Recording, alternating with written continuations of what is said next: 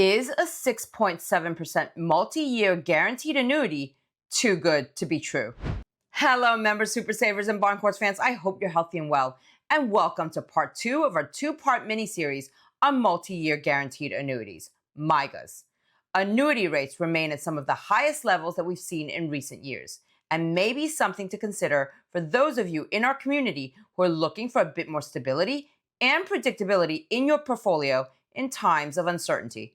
So, in part 1 of our multi-year guaranteed annuity mini-series, linked below in the first pinned comment, we explained what a MYGA is, how it works, and how it's different from a CD and a bond. We've received a lot of annuity questions since that video. Here's one that came in from one of our members that piqued my interest in particular. Hi Jennifer, I watched your video Earn More with Annuities versus Bonds and CDs. I just found a MYGA for 6.7%. and wanted to see if it was legit. So, with that in mind, here are the 3 topics that we'll be covering in today's video. 1. Who might want to consider a MYGA? 2. When might a MYGA not be the right fit for you? And 3. What additional factors should you consider before purchasing a MYGA? As usual, here's our front of video disclaimer. For a detailed disclaimer, please refer to the end of this video. Let's dive in now, folks. Who might want to consider a MYGA? As a refresher, a MYGA is a type of fixed annuity that is offered by insurance companies. The industry defines a MYGA as a fixed deferred annuity, and it works in 3 steps. First, you pay a lump sum premium to the insurance company at the beginning of the contract. Second, the amount you paid into the annuity earns a guaranteed fixed interest rate for the specific term of the contract, typically ranging from 2 to 10 years. That's where the fixed part of the name comes from. In addition, a MYGA usually comes with principal protection against market fluctuations. And third, at the end of the annuity contract or term, but not before, that's why it's called a deferred annuity.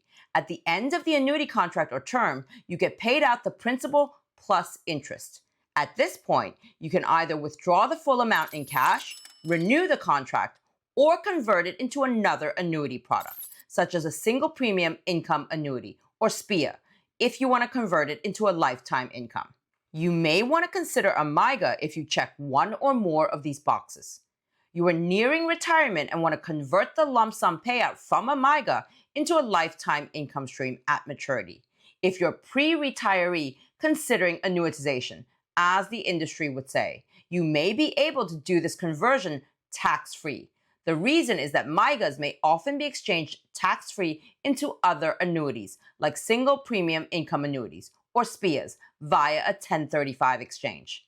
And if that's an option that sounds potentially attractive to you, and you want to learn more about how SPIAs may provide you with a lifelong income to supplement Social Security and other sources, you can find the link to this bond ladder versus SPIA video in the first pinned comment below this video.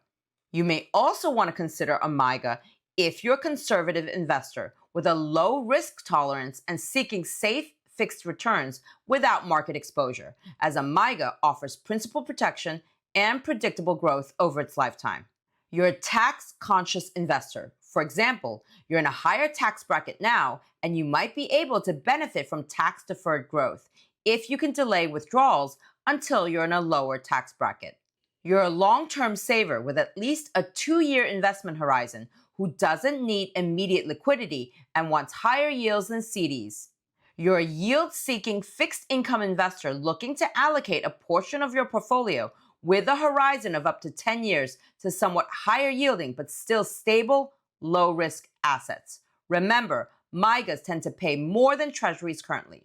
Most of our Diamond NestEgg members, super savers, and Bond Course fans who've purchased annuities recently are aged 55 plus, and they do fit neatly into one or more of these boxes.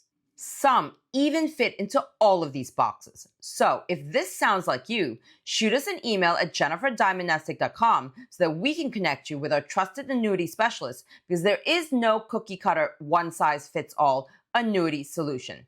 Any annuity you purchase should be customized to your individual circumstances, goals, and expectations, and fit properly in your overall portfolio, regardless of size. So, now that you know who might want to consider a MYGA, let's move on to the next section of today's video. When might a MIGA not be the right fit for you? Here are some scenarios under which a MIGA may not be a good fit for you. You're looking for income. MIGAs are deferred annuities and only pay out a lump sum after they mature. If you need immediate and/or guaranteed lifetime income, you may want to consider SPIAs, single premium immediate annuities, or fixed annuities with income riders. You need inflation protection. MIGAs typically don't adjust for inflation. If you're concerned about inflation eroding returns, you may want to take a look at TIPS and/or I-bonds instead. You need liquidity.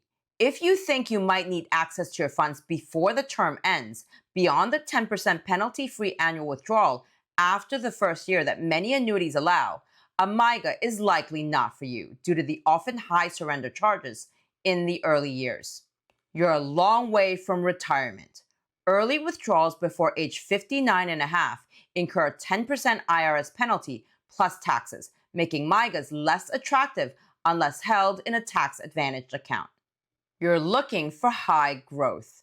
Annuities are not designed for this, and neither are CDs and most low-risk fixed income products like treasuries and agencies. For higher returns, your best bet is to go with equities or other types of investments. You're a short-term saver, meaning you have an investment horizon under 2 years. In such a scenario, T-bills, money market funds, short-term bond funds, and/or CDs may be a more suitable alternative. You're risk-averse and uncomfortable with insurer risk. If you're someone who worries about relying on an insurance company's financial strength and are not comfortable with the guarantee funds that cover insurances at the state level, you may want to consider treasuries or FDIC-insured CDs instead. Now, let's assume that none of these boxes apply to you, and that you actually fall into this group here and are now seriously considering reaching out to us to further explore a customized MIGA. There are a few more things you should note, bringing us nicely to the next section of today's video. What additional factors should you consider before purchasing a MIGA? There are 5 additional factors that would be at the top of my mind before purchasing a MIGA. Factor 1. How high or low are interest rates currently? As a general rule of thumb, when interest rates go up, annuity rates also tend to go up. And the reason for this is that insurance companies typically invest annuity premiums in bonds and other interest-bearing assets that track prevailing interest rates, meaning they earn more when rates are high. And some of these increased earnings are then passed on to annuity holders in the form of higher payouts.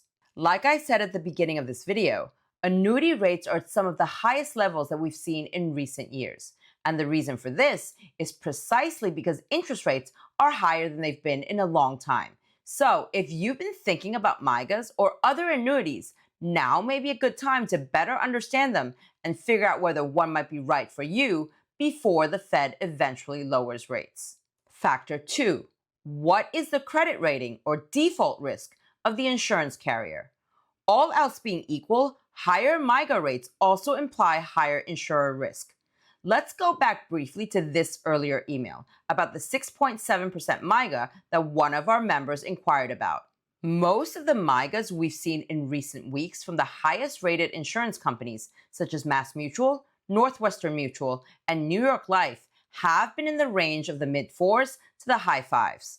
So in my mind, this 6.7% MIGA is what I would generally call out of range for an A+ or A++ rated insurance company. A+ or A++ is the best rating offered by AM Best, the largest credit rating agency in the world specializing in the insurance industry.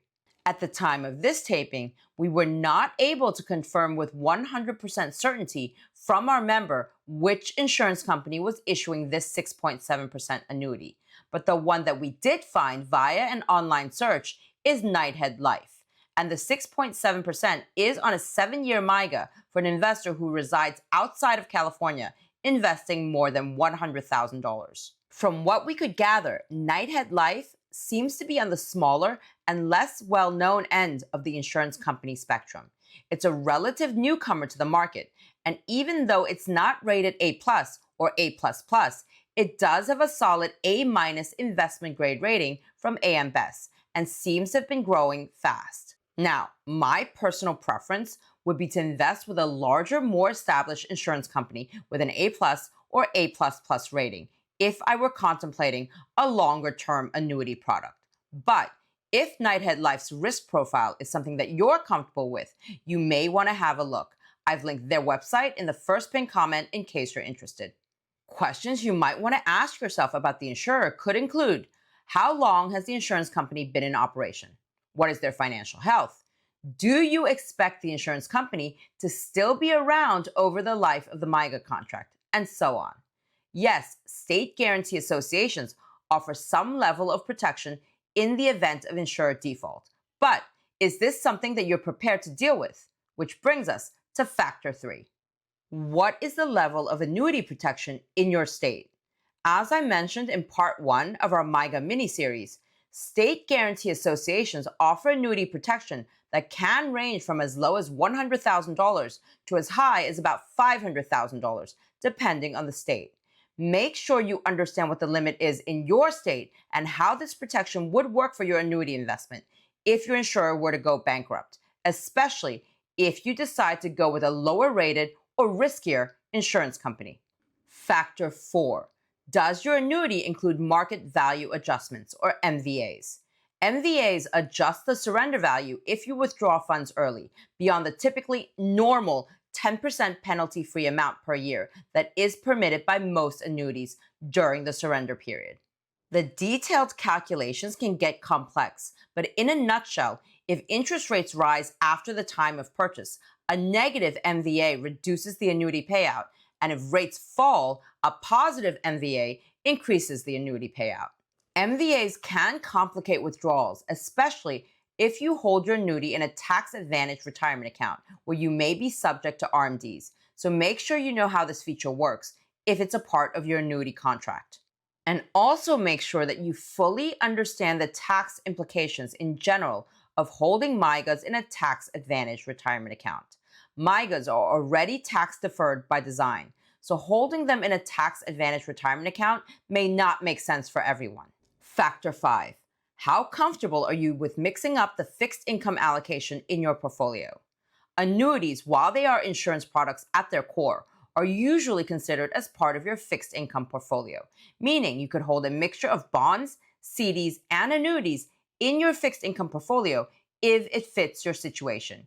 You could even include some MIGAs as part of a bond and or CD ladder to balance out liquidity and yield. For example, investing $100,000 across 3, 5, and 7-year MIGAs, as well as T-bills or other treasuries, ensures periodic access to funds while capturing some higher rates for longer terms.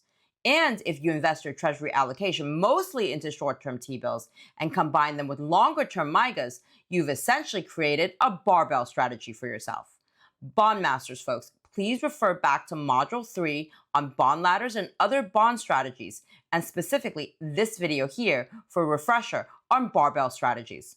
As I always say, it's never all or nothing when it comes to investing, and everyone's financial journey is different. So make sure you choose the annuity that's right for you, the one that is aligned with your financial goals, time horizon, risk tolerance, and tax situation. Speak to a trusted annuity specialist or email us at jennifer@nestegg.com so that we can connect you with our trusted annuity specialists. And for those of you who are looking to diversify your portfolio even further during these unpredictable times, check out our latest member video here on the best international bond funds to buy and see which ones outperformed in recent years. All right, members, super savers, and Bond Course fans, I hope you enjoyed today's video and learned something new. And see you again very soon with more brand new wealth building content for your financial journey.